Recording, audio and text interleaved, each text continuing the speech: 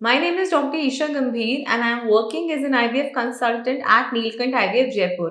आज मैं आपसे क्वेश्चन डिस्कस करूंगी, is there anything that can negatively impact the success rate of IVF, यानी कि क्या कोई ऐसी चीज है जो आईवीएफ की सफलता पर नकारात्मक प्रभाव डाल सकता है। आइए एक एक करके जानते हैं ऐसी कौन कौन सी चीजें हैं जो आईवीएफ की सक्सेस को कम कर सकती हैं। देखिए, सबसे पहले तो यदि महिला जिसका हम आईवीएफ कर रहे हैं उसकी उम्र बहुत ज़्यादा है, यानी कि 35 वर्ष से ज़्यादा है, तो यह चीज़ उसके आईवीएफ की सक्सेस पर एक नकारात्मक प्रभाव डाल सकती है।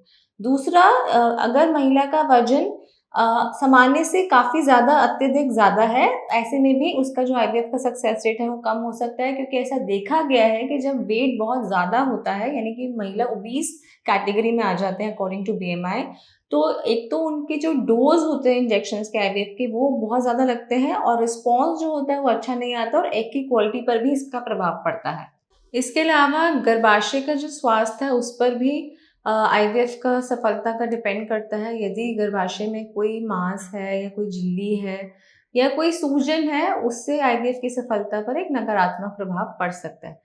इसके अलावा यदि दंपति में से किसी को भी कोई आदत है, जैसे कि धूम्रपान की या फिर अल्कोहल की, शराब की, ड्रग्स की, नशे की, तो इससे भी उनकी जो सफलता दर है वो कम हो जाती है। इसके अलावा यदि दंपति पर्याप्त पोषण नहीं ले रहे हैं, या आजकल बहुत सारे फैट डाइट्स चलते हैं जिसमें मतलब कीटो डाइट्स वगैरह ये सब चलते हैं, इसमें पर्याप्त पोषण नहीं मिलता, जो एक adequate amount of minerals and vitamin मिलने चाहिए वो नहीं होते हैं।